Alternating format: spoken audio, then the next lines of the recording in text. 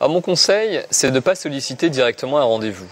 La plupart du temps, les agendas sont chargés, donc on hésite sans connaître quelqu'un à donner un rendez-vous. Donc moi, mon conseil, quand on appelle, on prospecte au téléphone, c'est de positionner en quelques courtes phrases quelle est l'entreprise que vous représentez et les avantages et les choses que vous avez fait, une référence peut-être, un client prestigieux, ce type de choses qui tout de suite quand même va éveiller la curiosité de l'interlocuteur. Derrière, le passage est beaucoup plus ouvert pour un rendez-vous. Donc pour bien réussir un premier contact au téléphone, l'important, selon moi, c'est de se présenter de façon très claire et très courte. Le deuxième objectif, c'est de présenter l'objet de l'appel de façon très succincte, de sorte que l'interlocuteur sache immédiatement qui vous êtes et pourquoi vous appelez. Le deuxième point, vous essayez d'obtenir de l'information et essentiellement d'instaurer une conversation sur des termes positifs. Donc le but est d'obtenir des réponses de votre interlocuteur qui soient positives pour instaurer cette conversation dans des termes positifs avec votre interlocuteur.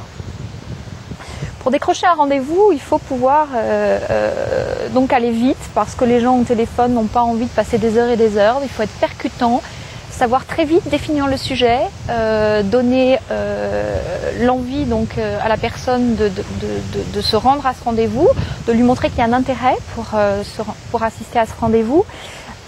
Et faire en sorte que cette personne puisse se sentir intéressante et intéressée. Alors le but c'est quand même que la personne ne vous raccroche pas tout de suite au nez ou ne vous envoie pas tout de suite balader en vous disant non merci ça ne m'intéresse pas. Donc il faut pouvoir saisir l'accroche. Il faut tout de suite pouvoir intéresser votre interlocuteur pour qu'il n'ait pas envie tout de suite de fuir. Et pour ça, il faut peut-être préparer à l'avance une liste d'accroches sur lesquelles vous pouvez vous rattraper. Donc c'est vrai que visuellement c'est intéressant. Comme vous êtes au téléphone, vous pouvez la voir, vous n'êtes pas en face de quelqu'un, avoir ces listes de questions et pouvoir rebondir de l'une à l'autre en se disant bon là je sens que cette personne pourrait partir dans ce sens-là, ça a l'air de l'intéresser. Donc tout de suite pouvoir décliner un certain nombre de choses devant vous. Donc visuellement avoir cet outil devant vous, ça aide beaucoup. Pouvoir vous raccrocher et pouvoir enchaîner très rapidement pour personnaliser très vite votre discours à la personne que vous avez au téléphone.